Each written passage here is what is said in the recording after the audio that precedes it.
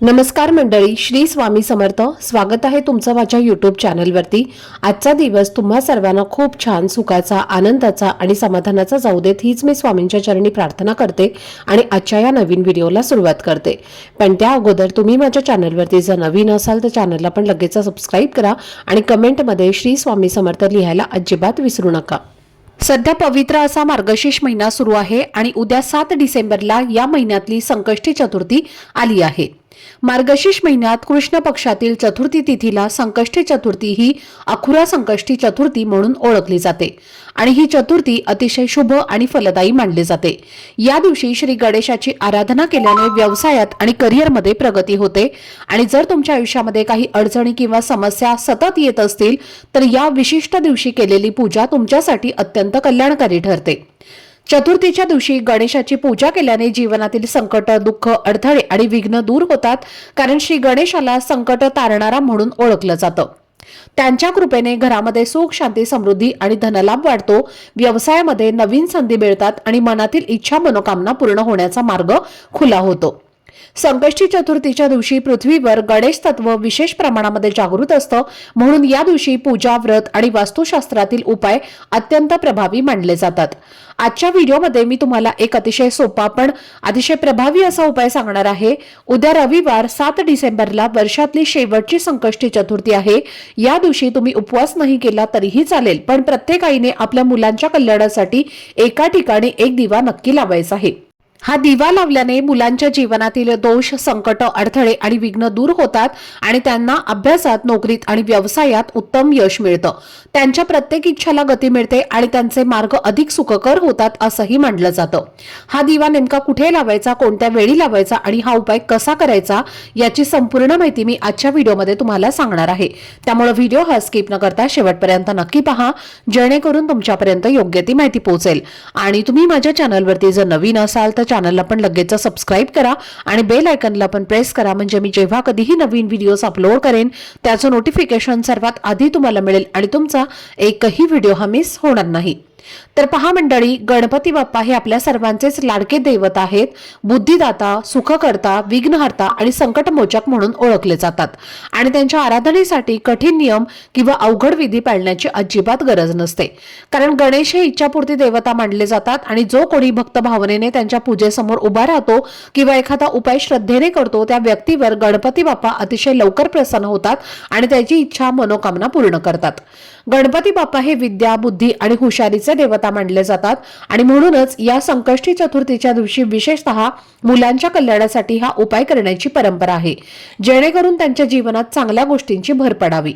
आता मी तुम्हाला जो उपाय सांगणार आहे तर तो प्रत्येक आई वडिलांनी आपल्या मुलांसाठी करावाच, कारण हा उपाय इतका प्रभावी मानला जातो की मुलांच्या आयुष्यातील अडचणी दूर होऊन त्यांचं भविष्य सोन्यासारखं उजळतं. हा उपाय रविवारी करायचा आहे आणि उद्या रविवारी संकष्टी चतुर्थीच्या संध्याकाळी तुम्हाला हा उपाय करायचा आहे. तुम्ही हा उपाय 6 वाजल्यापासून ते रात्री 12 वाजेपर्यंत कधीही करू शकता, पण जर शक्य असेल तर सायंकाळी 6 वाजल्यापासून ते रात्री 10 वाजेपर्यंत दिवा लावणं हा अधिक शुभ मानलं जातं, कारण त्याच वेळेला चतुर्थीची तिथी सुरू होते आणि हा उपाय तुम्ही तुमच्या घरातील अगदी लहान मुलांपासून ते मोठ्या मुलांपर्यंत, मुलींपर्यंत दोघांसाठी सुद्धा करू शकता. जर तुमच्या घरातील लहान मुलं सतत हट्टीपणा करत असतील, सांगितलेलं काहीच ऐकत नसतील, सतत रडत असतील, झोप लागत नसेल, वारंवार आजारी पडत असतील किंवा जेवणाबाबतीत खूप हट्टीपणा करत असतील तर अशा वेळी हा उपाय त्यांच्यावर होणारा नजरदोष, अस्वस्थता आणि किरकिरी दूर करण्यासाठी खूप प्रभावी मानला जातो.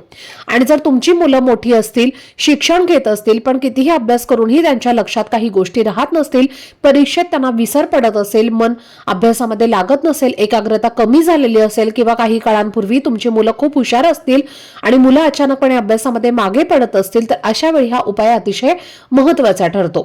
काही मुलांना शिकून सुद्धा मनासारखी नोकरी मिळत नाही, तर काहींच्या बाबतीत विवाह योग जुळून येत नाहीत आणि काही मुलं बाहेरगावी शिकत असल्यामुळे आई वडिलांना त्यांच्या सुरक्षिततेची, त्याचबरोबर त्यांच्या प्रगतीची आणि यशाची चिंता असते। तर या सर्व परिस्थितींमध्ये तुम्ही जिथेही असाल तिथून तुमची मुलं जिथे असतील तर तिथे तुम्हाला हा दिवा लावण्याचा उपाय तुम्ही पूर्ण श्रद्धेने करू शकता, कारण तो अत्यंत प्रभावी मानला जातो आणि मुलांच्या आयुष्यातील संकट, अडचणी, अडथळे दूर करण्याची क्षमता यामध्ये आहे। तर तुम्हाला हा उपाय कोणत्या वेळेत करायचा हे आता तुम्हाला स्पष्ट समजलंच असेल। आता हा उपाय करण्यासाठी आपल्याला चतुर्थीच्या दिवशी सकाळी लवकर उठायचं आहे, स्वच्छ स्नान करायचं आहे, त्यानंतर सूर्यदेवाला जल अर्पण करायचं आहे, कारण रविवार आहे आणि रविवार हा सूर्यदेवांना समर्पित असणारा दिवस आहे। म्हणून स्नान करून झालं की सूर्यदेवाला जल अर्पण करायचं आहे आणि त्यानंतर आपल्या देवघरातल्या देवांची विधिवत पूजा करून घ्यायची आहे। गणपती बाप्पांच्या मूर्तीवर तुम्हाला स्वच्छ पाण्याने किंवा पंचामृताने किंवा कच्च्या दुधाने अभिषेक करायचा आहे आणि अभिषेक करत असताना तुम्हाला गणपती अथर्व शीर्षाचं पठण करायचं आहे किंवा तुम्ही ओम गण गणपते नमः या मंत्राचा जप करू शकता। आणि अभिषेक केलेले जे पाणी असणार आहे म्हणजे जे तीर्थ असणार आहे तर ते तुम्हाला आवर्जून मुलांना थोडं थोडं पाजायचं आहे, कारण यामध्ये एक दैवी शक्ती असते आणि त्यामुळे मुलांच्या अनेक समस्या दूर होतात। त्यानंतर धूप दीप अगरबत्ती लावायची आहे, गणपती बाप्पांना गुळ खोबऱ्याचा नैवेद्य अर्पण करायचा आहे, जास्वंदाचं फूल असेल किंवा लाल रंगाचं फूल असेल तर ते अर्पण करायचं आहे आणि त्यानंतर सायंकाळी तुम्हाला हा उपाय करायचा आहे। सायंकाळी हा उपाय करण्याआधी सुद्धा तुम्हाला तुमच्या देवघरामध्ये गणपती बाप्पांच्या समोर दिवा लावून घ्यायचा आहे, धूप दीप अगरबत्ती लावायची आहे आणि त्यानंतर हा उपाय तुम्हाला करायचा आहे। उपाय करण्यासाठी तुम्हाला एक मातीची पणती लागणार आहे।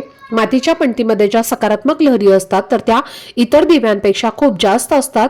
दिवा घेताना चांगला घ्या, कुठेही तुटलेला फुटलेला खराब झालेला असा दिवा घेऊ नका। अगदी तुम्ही अगोदर वापरलेला असला तरीही चालेल, फक्त खराब झालेला दिवा नसावा, चांगला दिवा तुम्हाला घ्यायचा आहे।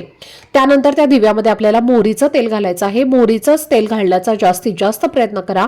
जर मोहरीचं तेल तुमच्याकडे नसेल तर तुम्ही जे कोणतंही तेल तुमच्या पूजेच्या दिव्यामध्ये वापरता ते तुम्ही तेल घातलं तरीही चालेल आणि त्या दिव्यामध्ये तुम्हाला थोडीशी चिमूटभर पिवळी मोहरी टाकायची आहे। पिवळी मोहरी नसेल तर तुम्ही काळी मोहरी टाकली तरी सुद्धा चालेल।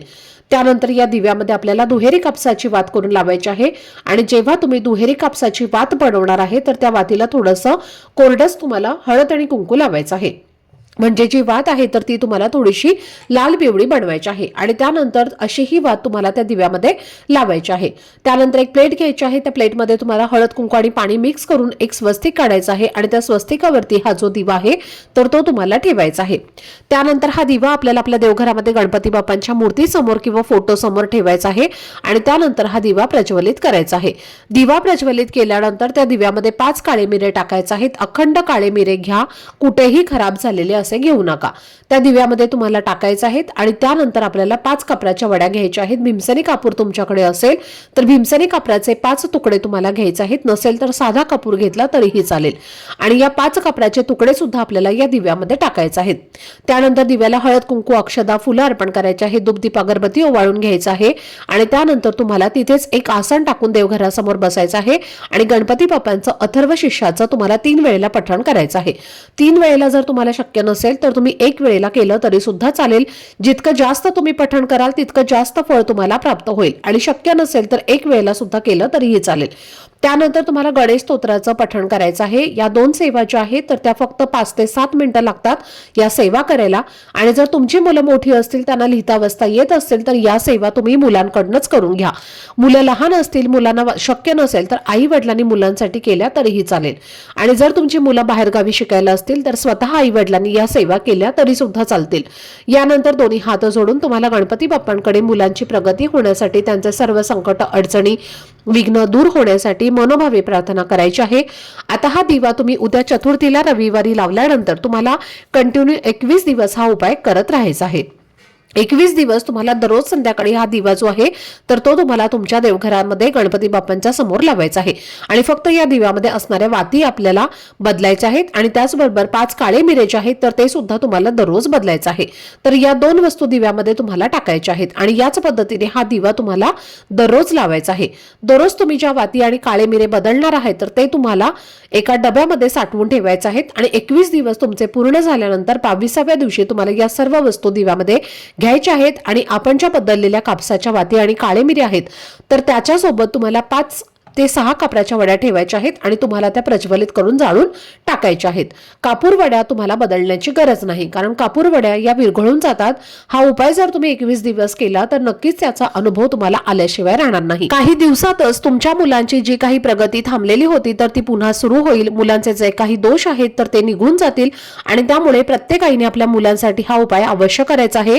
जर तुम्हाला उपाय करत असताना मध्ये सूतक काल आला किंवा मासिक धर्म आला तर हा उपाय तुम्ही 4 ते 5 दिवस करणं नाही शक्य झालं तर तेवढे दिवस तुम्हाला स्किप करायचे आहेत, म्हणजे तेवढे दिवस तुम्हाला सोडायचे आहेत आणि पुढे कंटिन्यू तुम्हाला हा उपाय करायचा आहे. म्हणजे 5 दिवस तुम्ही हा उपाय केला आणि 6व्या दिवशी तुम्हाला काहीतरी अडचण आली तर तेवढे दिवस तुम्हाला सोडायचे आहेत आणि पुन्हा 6व्या दिवसापासून तुम्हाला हा उपाय सुरू करायचा आहे. पुन्हा पहिल्या दिवसापासून तुम्हाला उपाय करायचा नाही, कारण हा उपाय आपल्याला चतुर्थीपासूनच सुरू करायचा असतो. आणि जर तुमच्या घरामध्ये 2 मुलं असतील तर 2 मुलांसाठी तुम्हाला वेगवेगळे दिवे लावायचे आहेत. एकच हा दिवा 2 मुलांसाठी लावता येणार नाही. त्याचबरोबर तुम्हाला चतुर्थीच्या दिवशी 21 दुर्वांची जोडी घ्यायची आहे. 21 दुर्वा तुम्हाला हळदीमध्ये बुडवायच्या आहेत आणि त्या गणपती बाप्पांना अर्पण करायच्या आहेत. या दुर्वा सुद्धा तुम्ही मुलांच्या हातून जर अर्पण केल्या तर मुलांची इच्छा ही लवकरात लवकर पूर्ण होते. वर्षातली शेवटची चतुर्थी आहे. या दिवशी जर मुलांनी हा उपाय केला तर येणारं वर्ष हे मुलांना सुखाचं, आनंदाचं आणि भरभराटीचं, आरोग्याचं जाईल. नवीन वर्षामध्ये मुलांची भरभरून अशी प्रगती होईल आणि म्हणून अशा 21 दुर्वांचा हा उपाय तुम्ही उद्या चतुर्थीला अवश्य मुलांकडनं करून घ्यायचा आहे किंवा आई वडिलांनी मुलांसाठी हा उपाय केला तरी सुद्धा चालेल. ही दोन्ही उपाय अत्यंत प्रभावी आहेत, सात्विक आहेत आणि हे उपाय केल्याने तुम्हाला नक्कीच याचं शुभफळ हे प्राप्त होईल. तर ही अत्यंत महत्त्वाची माहिती मला तुमच्यासोबत शेअर करायची होती.